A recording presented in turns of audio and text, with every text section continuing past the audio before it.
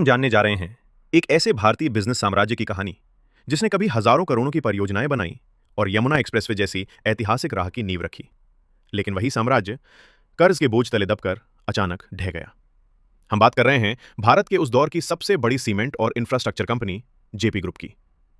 अगर आपका जन्म 90 के दशक या उससे पहले हुआ है तो आपने इस नाम को कहीं ना कहीं जरूर देखा होगा। टीवी विज्ञापनों में, निर्माण स्थलों पर या बड़े बड़े बोर्ड्स पर। कभी इनके ब्रांड एम्बेसडर सचिन तेंदुलकर भी रहे। लेकिन सवाल यह है, कैसे एक साधारण इंजीनियर एक ऐसा साम्राज्य खड़ा कर देता है जो महज कुछ वर्षों में भारत के हर बड़े सेक्टर में अपनी पकड़ बना लेता है। और फिर आखिर वो कौन से फैसले थे जिन्होंने इस चमकते सितारे को दिवालिया होने के कगार पर पहुंचा दिया। इस कहानी की शुरुआत होती है साल 1981 में, जब एक साधारण इंजीनियर जयप्रकाश गौड़ अपनी स्थिर सरकारी नौकरी छोड़ देते हैं। एक ऐसा कदम जिसकी कल्पना उनके साथ काम करने वाले शायद कभी न कर पाते। उनके पास ना कोई बड़ा कारोबार था, ना कोई विशाल पूंजी, सिर्फ एक सपना था, भारत के विकास में अपनी पहचान बनाने का। उन्होंने छोटे छोटे प्रोजेक्ट से शुरुआत की, पुल, बांध, रास्ते, टनल।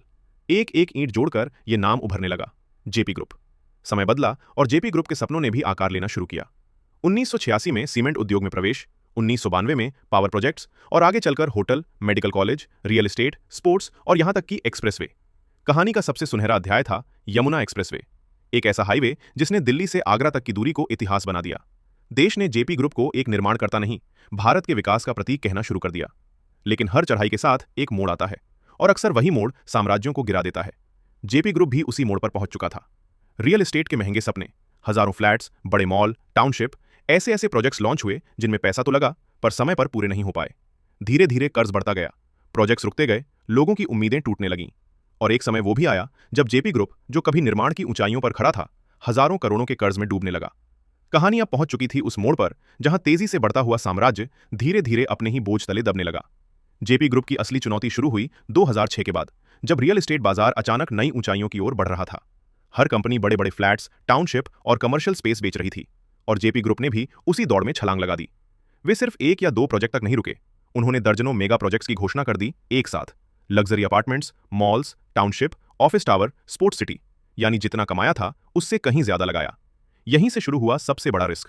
इन प्रोजेक्ट्स को पूरा करने के लिए जेपी ग्रुप ने बैंकों से भारी कर्ज उठाया, लोगों से एडवांस पैसे लिए गए, हजारों खरीदार उम्मीद लेकर पैसे जमा कर रहे थे।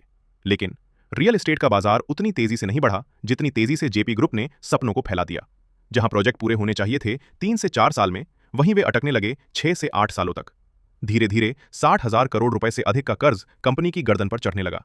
और अब हालात ये थे, कर्ज चुका नहीं पा रहे थे, प्रोजेक्ट पूरे नहीं कर पा रहे थे, और खरीदार अपने घरों के लिए इंतजार में थे। जेपी ग्रुप, जिसने कभी विकास की दौड़ को नेतृत्व दिया था, अब कर्ज और